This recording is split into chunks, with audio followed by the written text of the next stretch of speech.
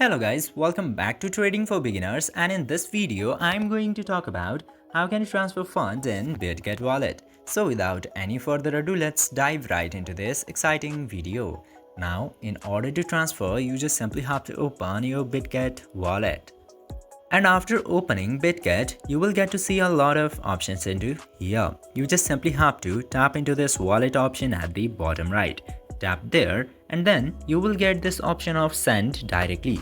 Tap to send, and after that you can choose between any of the networks in here. You can choose Bitcoin, Ethereum, Tron, Solana and many more. Just simply select any of those and then you can select the receiver's address into here. Just simply enter the receiver's address who you would like to send this amount to. Then you have to select the amount. For example, I'm setting 12, and then you just simply have to tap to confirm and your transfer will be successful.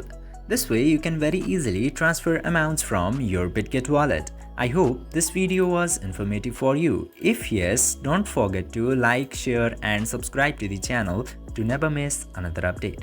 Thank you for watching this video.